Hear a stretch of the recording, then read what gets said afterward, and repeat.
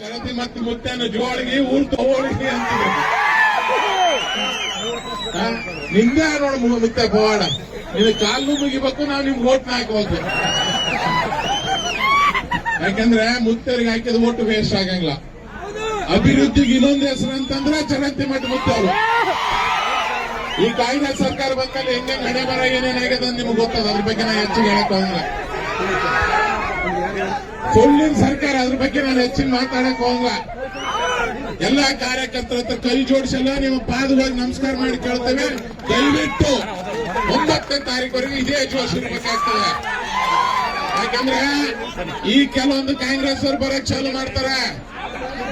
ನಾವು ಎಷ್ಟು ಎಲೆಕ್ಷನ್ ನಾವು ಮಾಡಿದ್ರು ಲಾಸ್ಟ್ 3 ದಿನದಾಗ ಅವ್ರು ಬರ್ತಾರೆ ಕತ್ತಲ್ ರಾತ್ರಿ ಮಾಡಕ್ಕೆ.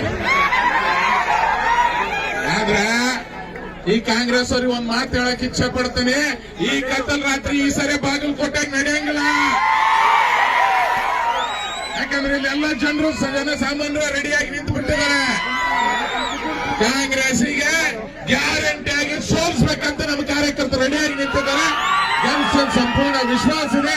ಅದಕ್ಕೋಸ್ಕರ ದಯವಿಟ್ಟು ಎಲ್ಲಾ ಬಿಜೆಪಿ ಕಾರ್ಯಕರ್ತರ ಹತ್ರ ಮನವಿ ಮಾಡ್ಕೊಳ್ಳೋದಿಷ್ಟೇ, ಯಾರ ಮಾತಿಗೆ ಮಾಡಲಾಗಲಾರ್ದೆ, ಯಾವ ದುಡ್ಡಿಗೂ ಆಸೆ ಪಡಲಾರ್ದಂಗೆ ದಯವಿಟ್ಟು ಚರಂತಿ ಮಠ ಮುತ್ತರಿಗೆ ಮತ ಗೆಲ್ಲಿಸಿ. ಇಲ್ಲಿ ಚರಂತಿ ಮಠ ಮುತ್ತವರು ಎಲೆಕ್ಷನ್ ನಿಂತಾರಂತ ತಿಳಿಬೇಡ್ರಿ. ಡಿ.ವೈ. ವಿಜಯೇಂದ್ರ ಅಣ್ಣವ್ರು ನಿಂತಿದ್ದಾರೆ, ಗೋವಿಂದ್ ಕಾರಜೋಳ ಸರ್ ನಿಂತಿದ್ದಾರೆ, ಪೂಜಾರಿ ಅವರು ನಿಂತಿದ್ದಾರೆ ಮತ್ತು ಮುರುಗೇಶ್ ಅಣ್ಣ ಎಲೆಕ್ಷನ್ ನಿಂತ ಮತ ಗೆಲ್ಲಿಸ್ಬೇಕಂತ ತಮ್ಮೆಲ್ಲರ ಹತ್ರ ಕೈ ಜೋಡಿಸಿ ಮನವಿ ಮಾಡ್ಕೊಂಡು ನನ್ನ ಮಾತು ಮುಗಿಸ್ತಾರೆ.